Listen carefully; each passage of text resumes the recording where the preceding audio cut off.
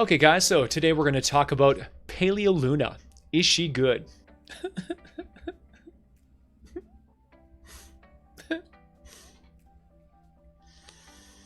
Guys, the king is dead.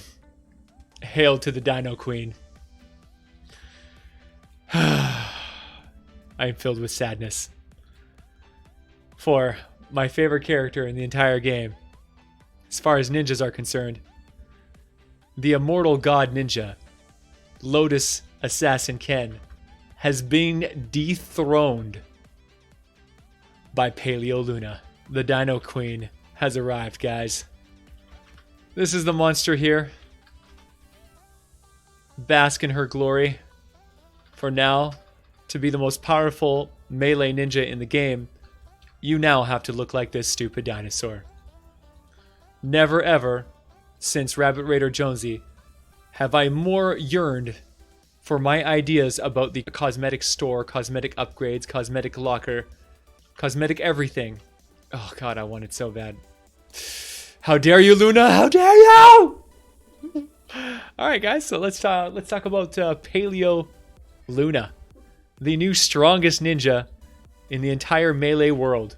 Because holy cow, this chick is bad to the bone!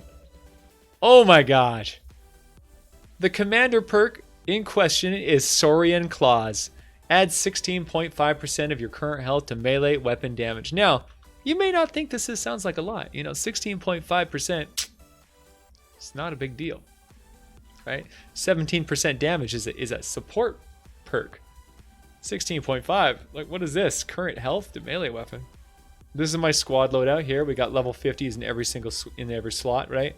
Level 50, level 50 all the way across the board, level 50.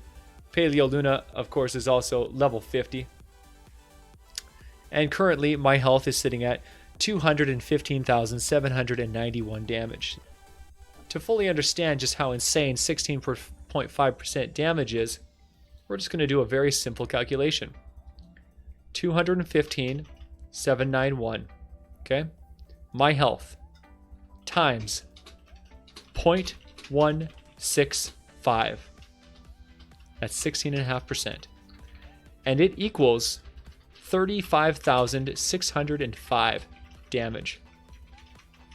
That means every time that I swing my sword, I'm going to do an extra 35,605 damage. Now, to show you how relevant that is in relation to my level, my current power with my current weapons, I want to show you my physical stats worth the third. This is my physical. Actually, we'll go like this. We'll look at the 130. It's a little bit more relevant to show you what it really looks like at top tier. So here it is right here. This sword does 21,000 damage per swing. Now I want to remind you that Paleo Luna's ability adds an extra 35,605 damage to a 21,000 damage sword. You see it yet? It turns a 21,000 damage sword into a 56,000 damage sword. What the heck? Damn! Okay, so now this is under the assumption that you have full health, of course. Of course. If you don't have full health, then your damage will go down. But now, I want you to remember that's a 130 sword. Like, this is the sword I usually use, is my physical 106, which does 16,000 damage. So 35,000 is over 200% more damage than this sword, which is why I showed you the 130, because it gives you a little bit better perspective on, you know, top tier gameplay. But it's still just, it's lunacy. It's lunacy. It goes from 21,000 to 56,000. So this character, man, oh my gosh, this character is bonkers. Just insane. Like, holy cow. The assassin that I usually use, you know, gives you 90% bonus damage after you swing your sword 5 times. Yeah, no, this character just does, like, like 100,000. Like the damage bonus is so much. Yeah, the only stipulation on this character is that you have to be healthy. You have to be strong. If you start taking damage to your health, you're going to start losing that massive bonus. And of course, that's not really a big issue because, as you will see in the gameplay, when you're running with my Immortal, my Immortal Assassin build, it's all the same stuff. The only difference between that build and this build is that I switched the character. I put Assassination. I went and kicked out the Alchemist Sarah out, and I moved the Assassin into her slot. And then I put Luna in the place. So Luna moved the Assassin, and the Assassin shifted down and removed the Alchemist. So now I can no longer heal with my Smoke Bomb, which honestly I never did anyway, so not really a big deal. So here's the build, guys. Paleo Luna. 16.5% of your current health gets converted into melee weapon damage. Then you've got Legendary Blade with Swordmaster Ken, giving you an extra 25% sword damage. Then you've got Corrosive Strikes with Deadly Blade Crash. It applies a 30% snare, so it slows your enemy down whenever you melee crit, and it also applies Affliction, which does 37% bonus damage every second for 3 seconds. Crazy damage. Then you have your Anatomy Lessons with Whiteout Fiona, giving your giving your swords a huge crit damage or a crit rating bonus, which basically increases the percentage chance that you're going to get a critical strike, which synergizes well with do a bunch of stuff when you get a critical strike. Then we have Survivalist, because of course Survivalist, you need to be able to heal. Survivalist Jonesy gives you the ability to heal every time you kill an enemy. You heal every second for 3 seconds, and if you kill another thing, you refresh the duration of the ability.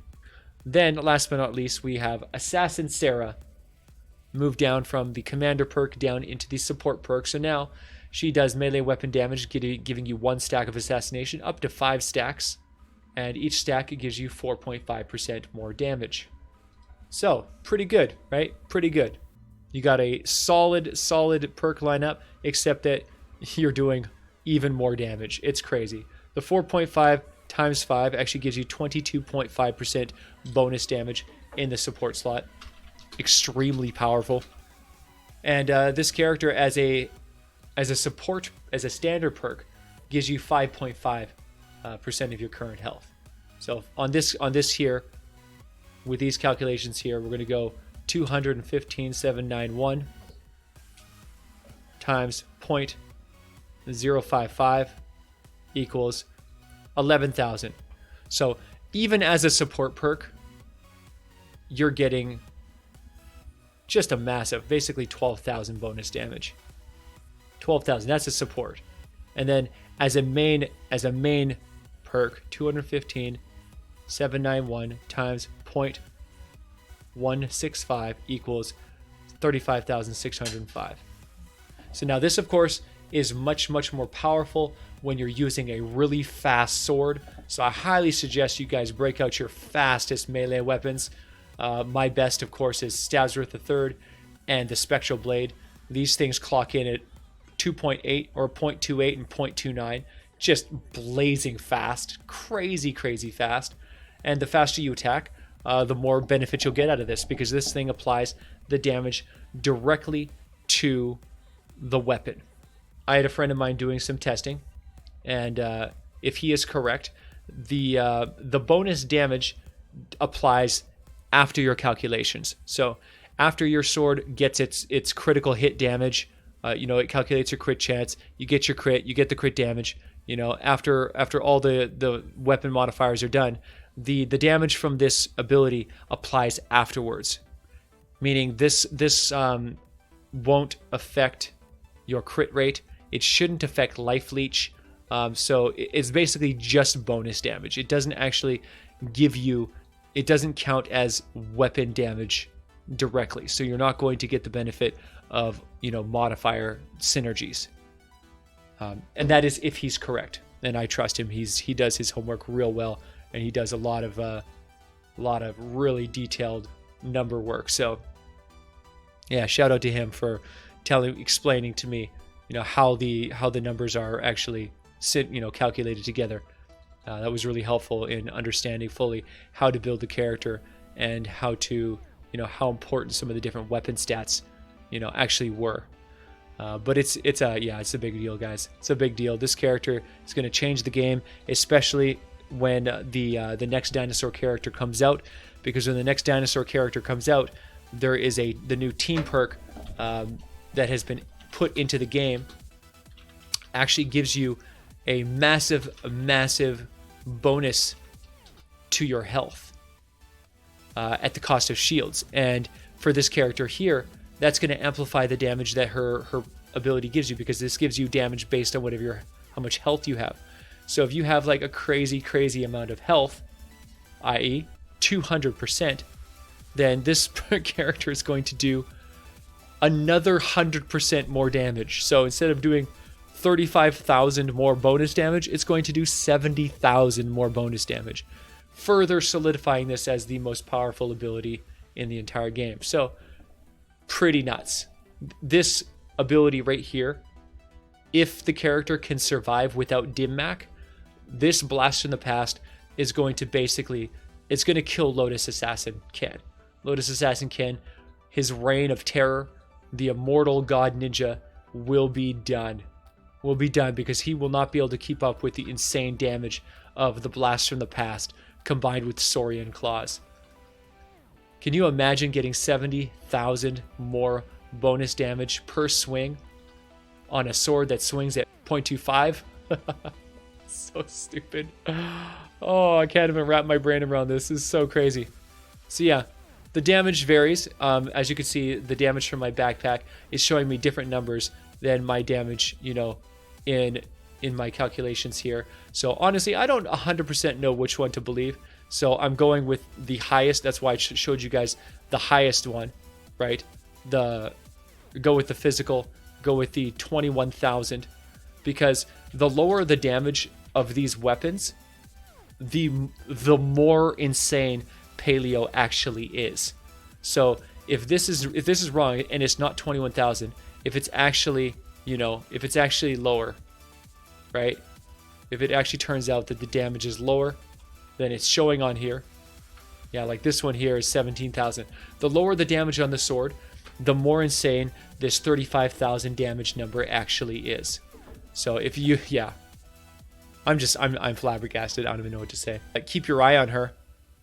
When the second dinosaur comes out, to activate your Blast from the Past perk here, she's actually going to drop down into the support team briefly until you get two dinosaurs. Once 2 dinosaurs are available, then you'll be able to put her in the commander perk with this ability synergized as the team perk. And as long as she can survive without Dimmac, she's going to be the hardest hitting melee ninja in the history of the game. Stay tuned, guys. It'll be really interesting to see if those 2 dinosaur characters that'll go into the support squad are good enough to actually work without, destroying the synergy of the ninja's, ability lineup. So this was a very fun review to do, but also very sad because I don't want to use this character.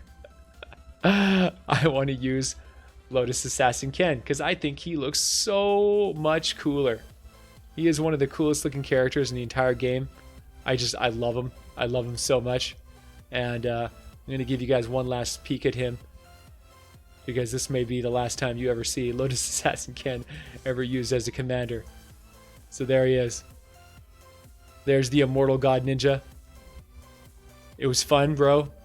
But yeah, I think it's time to step off your throne, because Paleo Luna has arrived.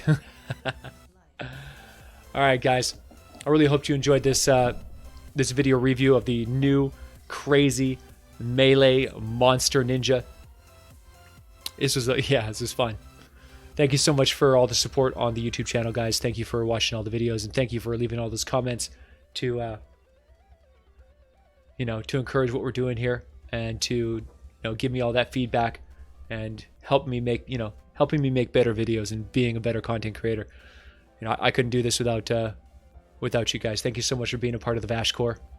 And yeah, make sure you guys like and subscribe, ring that bell, leave those thumbs up, and comment down below and let me know what you think of the new crazy dinosaur ninja, the Dino Queen.